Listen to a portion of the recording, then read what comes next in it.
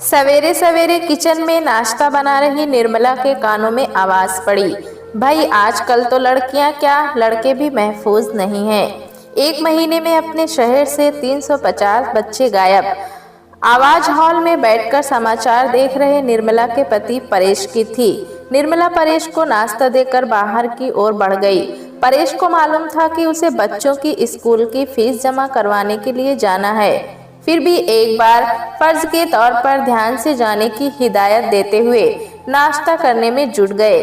इस पर निर्मला ने भी आम तौर पर दिए जाने वाला ही जवाब देते हुए कहा, जी हाँ, और बाहर का गर्म मौसम देखकर बिना छाता लिए ही घर से निकल गई। निर्मला आमतौर पर रिक्शे से ही सफर किया करती, क्योंकि उसके पास और कोई साधन भी न था। स्कूल में सारे पेरेंट्स तहजीब से खुद ही सार्वजनिक दूरी बनाए अपनी अपनी कुर्सियों पर बैठे अपना नंबर आने का इंतजार कर रहे थे। निर्मला का नंबर सबसे आखिर में था। उसके अकेलेपन की बोरियत को मिटाने के लिए ना जाने कहां से उसकी पुरानी सहेली मेनका भी उसी वक्त अपने बेटे की फीस जमा कराने वहां आ टपकी। चेहरे पर मास्क की वजह से निर्मला ने उसे पहचाना नहीं, पर मेनका ने उसके पहनावे और शरीर की बनावट से उसे झट से पहचान लिया और दोनों में सामान्य हाय हेलो के बाद लंबी बातचीत शुरू हो गई। दोनों सहेली एक दूसरे से दोबारा पूरे 5 महीने बाद मिल रही थीं। यूं तो दोनों का आपस में एक दूसरे से दूर दूर तक कोई संबंध नहीं था, पर दोनों के बच्चे एक ही जमात में पढ़ते थे। घर पास होने की वजह से निर्मला और मेनका की मुलाकात कई बार रास्ते में एक दूसरे से हो जाया करती थी। धीरे धीरे बच्चों की दोस्ती निर्मला और मेनका तक आ गई। दोनों ही अक्सर छुट्टी के समय अपने बच्चों को लेने आती, तब उनकी भी मुलाकात हो जाया करती। दोनों एक ही रिक्शा शेयरिंग पर लेते, जिस पर उनके बच्चे पीछे बैठ जाया करते। निर्मला ने मेनका को देखकर खुशी से मुस्कुराते हुए कहा, अरे ये मास्क भी ना, मैं तो बिल्कुल ही पहचान ही नहीं पाई तुम्हें। पर असलियत तो ये थी कि वो उसके पहनावे से धोखा खा गई थी, क्योंकि जिस मेनका के लिबास पुराने से दिखने वाले और कई दिनों तक एक ही जैसे रहते, वो आज एक महंगी सी नई साड़ी और कई साजो सिंगार के सामान से लदी हुई थी। इसके चलते उसे यकीन ही नहीं हुआ कि ये मेनका हो सकती है। निर्मला ने उसकी महंगी साड़ी को हाथ से छूने की चाह से जैसे ही उसकी तरफ हाथ बढ़ाया, मेनका ने उसे टोकते हुए कहा, अरे भाभी ये क्या कर रही हो, हाथ मत लगाओ। भले ही मेनका ने सार्वजनिक दूरी को जहन में रखकर ये बात कही हो, पर उसके शब्द थोड़े कठोर थे, जिसका निर्मला ने ये मतलब निकाला कि तुम्हारी औकात नहीं इस साड़ी को छूने की, इसलिए दूर ही रहो।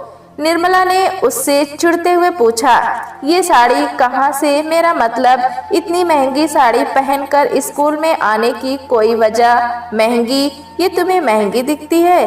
अरे ऐसी साड़ियाँ तो मैंने रोज पहनने के लिए ले रखी है, मेनका ने बड़े घमंडी आवाज में कहा। निर्मला अंदर ही अंदर कुढ़ने लगी। उसे विश्वास नहीं हुआ कि ये वही मेनका है जो अक्सर मेरे कपड़ों की तारीफ करती रहती थी और खुद के ऊपर दूसरे लोगों से हमदर्दी की भावना रखती थी। ये तो कुछ महीनों पहले उम्र से ज्यादा बूढ़ी और बेकार दिखती थी, पर आज अचानक ही इसके चेहरे पर इतनी चमक और रौनक के पीछे क्या वजह है?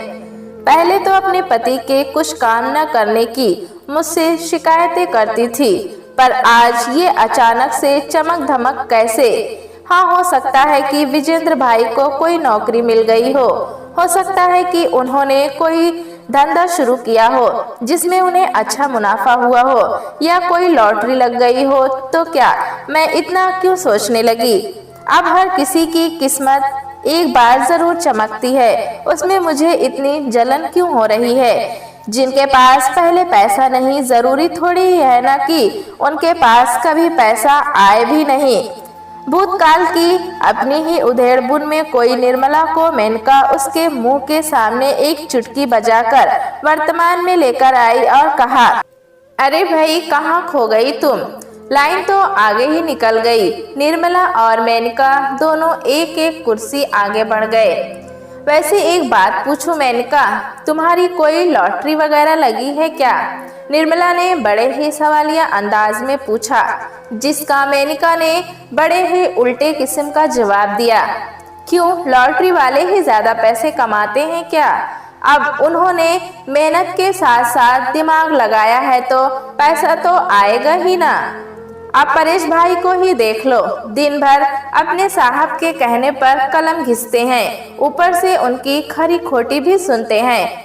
पूरे दिन खच्चरों की तरह दफ्तर में खटते हैं, फिर भी रहेंगे तो हमेशा कर्मचारी ही। नहीं, ऐसा नहीं है। मेहनत के नाम पर ये कौन सा पहाड़ तोड़ते हैं? सिर्फ दिन भर पंखे के नीचे बैठकर लिखा पढ़ी का काम ही तो करना होता है। इससे ज्यादा आराम और इज्जत की नौकरी और किसकी होगी? निर्मला ने मेनका को और नीचा दिखाने की चाह में उससे कह दिया, पढ़े लिखे हैं, आराम की नौकरी करते हैं। यूं धंधे में कितनी भी दौलत कमा लें, पर समाज में सिर्फ पढ़े लिखे और नौकरी वाले इंसान की ही इज्जत होती है। बाकियों को तो सब अनपढ़ और गंवार ही समझते हैं। इस पर मेनका अकड़ गई और अपने पास अभी अभी आए 4 पैसों की गर्मी का ढिंढोरा निर्मला के आगे पीटने लगी। काउंटर पर निर्मला का नंबर आया। काउंटर पर बैठी रिसेप्शनिस्ट से फीस की लंबी चौड़ी रसीद, जिसमें दुनिया भर के चार्जेस जोड़ दिए गए थे, निर्मला को पकड़ाई। निर्मला ने घर पर पैसे जोड़कर जो हिसाब लगाया था, उससे कहीं ज्यादा की रसीद देखकर उनकी आंखों से धुआं निकल आया। इतने पैसे तो उसके पर्स में भी ना थे, पर इस बात को वो सबके सामने जताना नहीं चाहती थी, खासकर उस मेनका के सामने तो बिल्कुल भी नहीं। मेनका ने कहा, मैडम आप सिर्फ 3 महीने की ही फीस जमा कीजिए, बाकी मैं बाद में दूंगी। तभी निर्मला के हाथ से पर्ची लेते हुए मेनका ने निर्मला पर एहसान करने की चाह से अपने पर्स से एक चेकबुक निकाल अपने और उसके बच्चे की फीस खुद ही जमा कर दी। निर्मला को ये बर्ताव ठीक न लगा, जिसके चलते उसने उसे बहुत मना भी किया। इस पर मेनका ने कहा, अरे भाई साहब को जब पैसे मिल जाए तब आराम से वापस दे देना, मैं पेनल्टी नहीं लूंगी। और वो हंसते हुए बाहर की ओर निकल गई। स्कूल के बाहर निकलकर देखा तो मालूम हुआ कि छाता न लेकर बहुत बड़ी गलती हुई। गर्म मौसम की जगह तेज बारिश ने ले ली। इतनी तेज बारिश में कोई भी रिक्शे वाला कहीं जाने को राजी न था। निर्मला स्कूल के दरवाजे पर खड़ी बारिश रुकने का इंतजार कर रही थी, पर मन में ये भी डर था कि आखिर अभी तुरंत मेरे आगे निकली मेनका कहाँ गायब हो गई, वो भी इतनी तेज बारिश में। चलो अच्छा है चली गई, कौन सुनता उसकी ये बातें। 4 पैसे क्या आ गए, अपने आप को कहीं की महारानी समझने लगी। सारे पैसे खर्च हो जाएंगे, तब फिर वही एक रिक्शा भी मेरे साथ शेयरिंग पर लेकर चला करेगी। मन ही मन खुद को झूठी तसल्ली देती निर्मला के आगे रास्ते पर जमा पानी को चीरते हुए एक शानदार काले रंग की कार आकर रुकी। गाड़ी का दरवाजा खुला। अंदर बैठी मेनका ने बाहर निर्मला को देखते हुए कहा, गाड़ी में बैठो निर्मला, इस बारिश में कोई रिक्शे वाला नहीं मिलेगा। निर्मला को न चाहते हुए भी गाड़ी में बैठना पड़ा, पर उसका मन अभी भी यकीन करने को तैयार नहीं था कि ये वही मेनका है जो पैसे न होने के चलते एक रिक्शा भी मुझसे शेयरिंग पर लिया करती थी। सीट बेल्ट लगा लो निर्मला, मेनका ने एक्सीलेटर पर पैर जमाते हुए कहा। निर्मला ने सीट बेल्ट लगाते हुए पूछा, कब ली और कैसे? मेरा मतलब कितने की ली है? कैसे ली का क्या मतलब? खरीदी है वो भी पूरे 40 लाख रुपए की, मेनका ने बड़े बनावटी लहजे में कहा। निर्मला के अंदर ईर्ष्या का भी अंकुर फूट पड़ा। आखिर कैसे इसने इतनी जल्दी इतने पैसे कमाए? आखिर ऐसा कैसा दिमाग लगाया विजेंद्र भाई ने कि इतनी जल्दी इतने पैसे कमा लिए? और एक परेश है कि रोज 13-13 घंटे काम करने के बावजूद मुट्ठी भर पैसे ही लेकर आते हैं, वो भी जब घर के सारे खर्च सिर पर सवार हो। एक इसी के साथ तो मेरी बनती थी क्योंकि एक यही तो थी मुझसे नीचे, अब तो सिर्फ मैं ही रह गई जो रिक्शे से आया जाया करूंगी। इसका भी तो कहना ठीक ही है कि किसी काम में दिमाग लगाया बिना सिर्फ मेहनत करने से जिस तरह गधे के हाथ कभी भी गाजर नहीं आती, उसी तरह हर क्षेत्र में मेहनत से ज्यादा दिमाग लगाना पड़ता है। विजेंद्र भाई साहब ने दिमाग लगाया तो पैसा भी कमाया, वहीं परेश की जिंदगी तो सिर्फ खाने में ही निकल जाएगी। आज ये बना लेना, कल वो बना लेना। अपना घर नजदीक आता देख निर्मला ने सीट बेल्ट खोल दी और उतरने के लिए जैसे ही उसने दरवाजा खोलना चाहा, उससे उस महंगी गाड़ी का दरवाजा ना खुला। इस पर मेनका ने हंसते हुए अपने पास से ही किसी बटन से दरवाजा अनलॉक करते हुए निर्मला को अलविदा कह दिया। तो मेल दरवाजा ना खुलने वाली बात पर निर्मला को खूब शर्मिंदगी का सामना करना पड़ा था। घर पहुंचते ही परेश ने एक पत्रिका में छपी डिश की तस्वीर सामने रखते हुए वही डिश बनाने का आदेश दे डाला, जिस पर निर्मला ने परेश पर बिफरते हुए कहा, पूरी जिंदगी तुमने और किया ही क्या है? पूरे दिन गधों की तरह मेहनत करते हो और ऊपर से दफ्तर में बैठे बैठे फरमाइश कर डालते हो कि आज ये बनाना और कल ये। खाने के अलावा कभी सोचा है कि बाकी लोग तुमसे कम मेहनत करते हैं, फिर भी किसी चीज की कमी नहीं है उन्हें? घूमने को 4 व्हीलर है, पहनने को ब्रांडेड कपड़े हैं, कुछ नहीं तो कम से कम बच्चों की फीस का तो ख्याल रखना चाहिए। आज अगर मेनका ना होती तो फीस भी आधी ही जमा करानी पड़ती और बारिश में भीग कर मुझे आना पड़ता, सो अलग। परेश समझ गया कि ये सारी भड़ास उस मेनका को देखकर निकाली जा रही है। परेश ने बात को और आगे ना बढ़ाना चाहा, जिसके चलते उसने चुप रहना ही बेहतर समझा। दोपहर को गुस्से के कारण निर्मला ने कुछ खास न बनाया, सिर्फ खिचड़ी ही बनाकर परेश और बेटे के पास आगे रख दी। परेश चुपचाप जो मिला खाकर उठ गया, उसने कुछ बोलना लाजमी न समझा। रात तक निर्मला ने परेश से कोई बात नहीं की, उसके मन में तो सिर्फ मेनका और उसके ठाट बाट के नजारे ही रह रहकर याद आया करते और परेश की काबिलियत पर उंगली उठाती। डिनर का वक्त हुआ। परेश ने ना तो खाना मांगा और ना ही निर्मला ने पूछा। देर तक दोनों के अंदर गुस्से का जो गुबार पनपता रहा, मानो सिर्फ इंतजार कर रहा हो कि सामने वाला कुछ बोले और मैं फट पड़ूं। दोनों को ज्यादा इंतजार न कराते हुए ठीक उसी वक्त भूख से बेहाल बेटा पारस निर्मला से खाने की मांग करने लगा।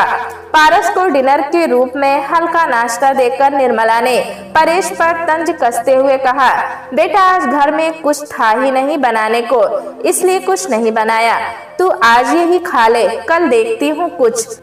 परेश ने हैरानी से पूछा, घर में कुछ था नहीं और तुमने मुझे बताया क्यों नहीं? आखिर किस बात पर तुमने दोपहर से अपना मुंह सिल रखा है और सुबह क्या देखोगी तुम? मैंने नहीं बताया और तुमने क्या सिर्फ खाने का ठेका ले रखा है? सबसे ज्यादा जीभ तुम्हारी ही चलती है, तो इंतजाम देखना भी तो तुम्हारा ही फर्ज बनता है ना। और वैसे भी मालूम नहीं हर महीने राशन आता है, तो इस महीने कौन लाएगा? परेश बेइज्जती के ये शब्द बर्दाश्त न कर सका, इस वजह से वो उस रात भूखा ही सोया, मगर निर्मला से कुछ बोला नहीं। सवेरे होते ही राशन के सामान से भरा हुआ एक थैला जमीन पर पटक कर उसमें से जरूरी सामान निकालकर परेश खुद ही अपने और बेटे पारस के लिए चाय नाश्ता बनाने में जुट गया। रसोई के कामों से फारिग होकर दोनों बाप बेटे सोफे पर बैठकर नाश्ता करने में मगन हो गए। परेश रोज की तरह समाचार चैनल लगाकर बैठ गया।